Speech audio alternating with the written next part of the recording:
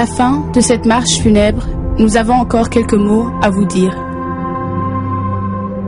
Des mots sur le danger de la politique de sécurité pour nos droits fondamentaux.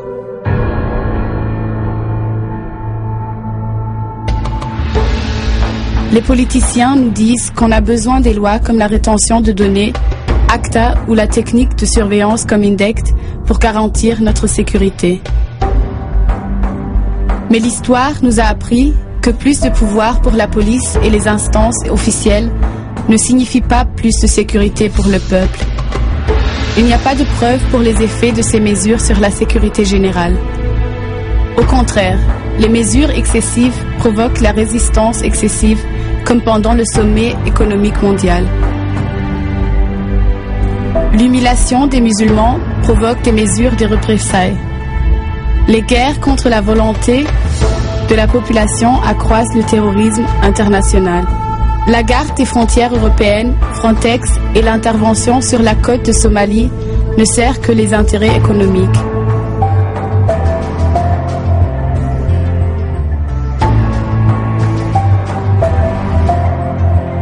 Un État de droit n'a pas besoin de se cacher derrière sa police. Au contraire, un État de droit nous garantit la sécurité parce qu'il se prive des mesures excessives. Parce qu'il donne la liberté de penser différemment et protège les innocents au lieu de les enfermer à titre préventif. Peut-on parler de sécurité dans les régimes totalitaires qui permettent tout à la police, ou à Guantanamo où on espère vaincre le terrorisme en torturant les détenus, ou en Angleterre où on est filmé par les caméras publiques 200 fois par jour?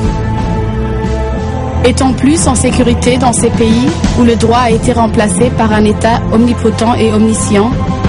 Un état de surveillance provoque l'insécurité.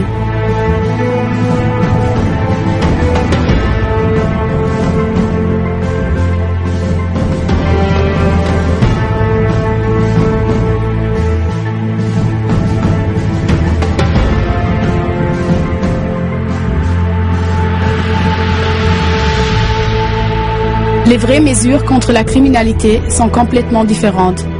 Il nous faut une démarche préventive. Travailler avec des personnes criminelles ou celles qui sont en danger de le devenir.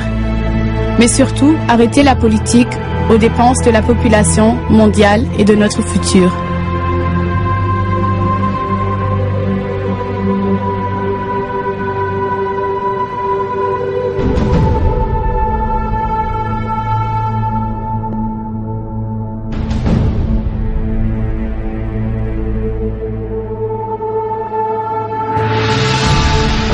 Et même si on continue à utiliser la matraque, au lieu de converser, les mots ne perdront jamais leur pouvoir.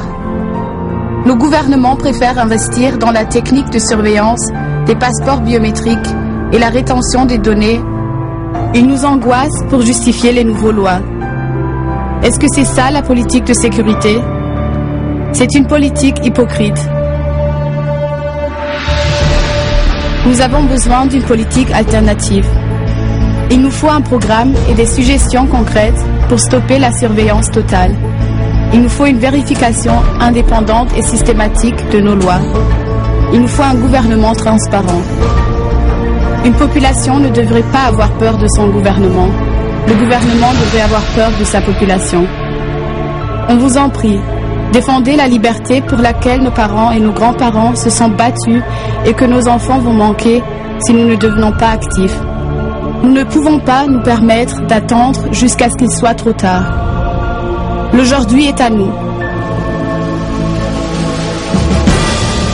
Les droits fondamentaux sont la terre sur laquelle notre liberté prospère.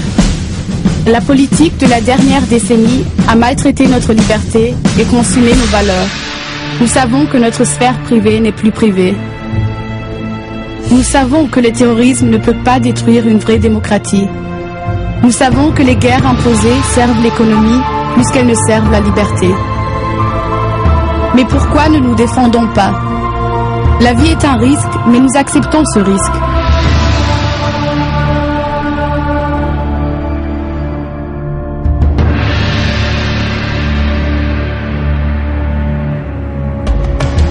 Nous voulons risquer une vie libre et autonome. Au nom de nos valeurs, Travaillons ensemble pour un monde juste qui est capable de donner les mêmes chances à tout le monde. Un monde capable à offrir un futur aux jeunes et la sécurité aux vieux. Travaillons sur un monde où la sagesse gagne et la science enrichit la vie de tout le monde. Engageons-nous pour la liberté que nous-mêmes avons connue et qu'on risque de perdre. Ça vaut la peine.